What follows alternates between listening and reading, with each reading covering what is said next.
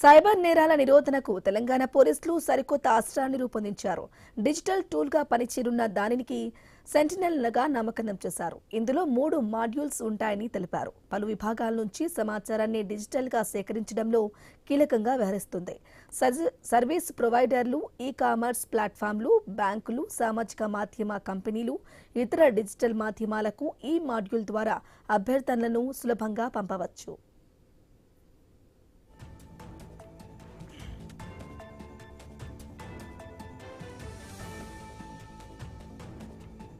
ఇక కేసులకు సహకరించే ఐపీ లాగ్స్, సబ్స్క్రైబర్ డీటెయిల్స్ రికార్డులు, కేవైసీ సమాచారం, కాల్ డేటా రికార్డులు, బ్యాంక్ అకౌంట్ ఓపెనింగ్ ఫామ్స్ వివరాలను సేకరించడంలో సహాయపడుతుంది.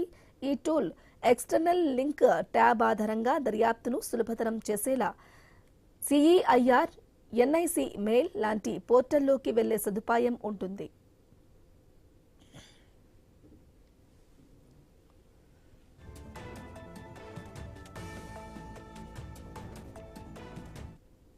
డబ్బులు కోల్పోతే వచ్చే ఫోన్ కాల్స్ ఆధారంగా పోలీసులు కేసు నమోదు చేస్తారు. ఖాతా నుంచి మోసగాళ్ల ఖాతాలకు బదిలీ అయిన సొమ్మును విత్డ్రా చేయకుండా ఫీజ్ చేసి సొమ్మును వెనక్కి తెప్పిస్తారు.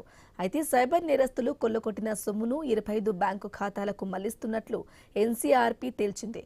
అయితే ఈ టూల్లోని రిఫండ్ మాడ్యూల్ ద్వారా దర్యాప్తు అధికారులు ఒకేసారి పలు రిఫండ్ దరఖాస్తులను జనరేట్ చేయడంతో పాటు న్యాయస్థానాల నుంచి రిఫండ్ ఉత్తర్వులను పొందే వీలుంటుంది.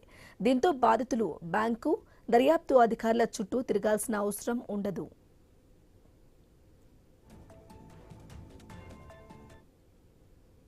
Updates continue